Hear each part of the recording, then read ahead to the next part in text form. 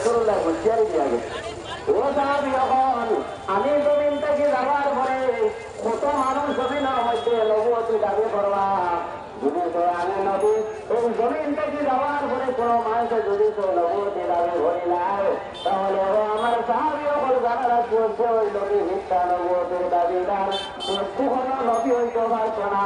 তুমি তাই এর উপরে কখনো ঈমান আনিও না।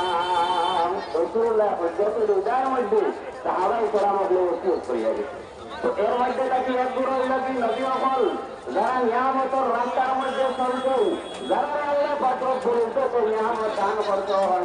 আর 2 নম্বরে নবী সিদ্দিকীন নবীর সাহাবায়ে কেরাম হল, যে সাহাবায়ে কেরাম হলে জমিনের মধ্যে আল্লাহ এবং আল্লাহর রাসূলের লাগিয়া দ্বীন ইসলামের লাগিয়া এই জমিনের মধ্যে সাহাবায়ে কেরামকে জান মাল সব কিছু জমিনের মধ্যে সাহাবায়ে কেরামকে কুরবান করে হবে সঙ্গে ভাই। আজকে সাহাবায়ে কেরামকে এই জমিনের মধ্যে কষ্ট করিয়া দ্বীন ইসলাম রক্ষা যাবার কারণে আজকে আমরা এইরকম মিসালে সব মহাসেন জমিনের মধ্যে আমরা হইয়ার সাহাবায়ে কেরামকে যদি জিন্দগি কুরবান করতে না, তাহলে এইরকম মুবারক মহফিল আমরা পাইলাম না। এই সাহাবায়ে কেরামগুলোর দাম এত বাড়িল কি তারা লাগিয়া এই সাহাবায়ে কেরামগুলোর অন্তরের মধ্যে পৃথিবীর মধ্যে যত কিছু আছে সবটাই থাকিয়া সাহাবায়ে কেরামগুলোর অন্তরের মধ্যে আমরা নবী মুহাম্মদুর রাসূলুল্লাহর মহব্বত বেশি আসলো। সুবহানাল্লাহ, ওরা মহব্বত সাহাবায়ে কেরামগুলো আসলো। হযরত উমর রাদিয়াল্লাহু তাআলা আনহু তার একটা আদত আসলো যে রাতে টাইম বাড়াবেন তার বাচ্চার মধ্যে দেখতা যে পুরো মানুষ আমার বাচ্চার মধ্যে উপাস আছে, বিবাদে কোনো অসুবিধার মধ্যে আসেনি। এদিন হযরত উমর রাদিয়াল্লাহু তাআলা রাস্তার মধ্যে রাতে বাড়াইলাম, হঠাৎ দেখলেন দূর হইতে মুরব্বি দেখে বললেন আলী রাসূলুল্লাহর সামনে, আলী রাসূলুল্লাহর সামনে না তখন বলতে আছেন। হযরত উমর এই সময় না তখন শুনলাম, শুনে আপনার মন্দির মধ্যে গেছে দিলাম আর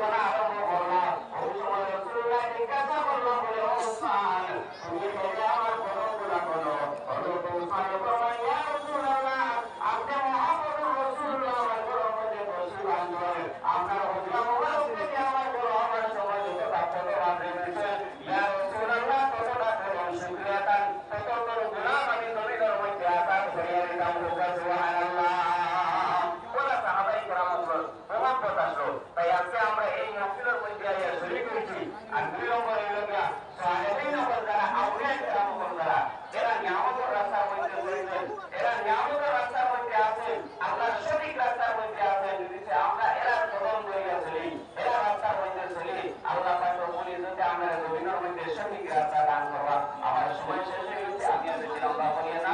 ওয়া আলহামদুলিল্লাহি রাব্বিল আলামিন। আসসালামু আলাইকুম।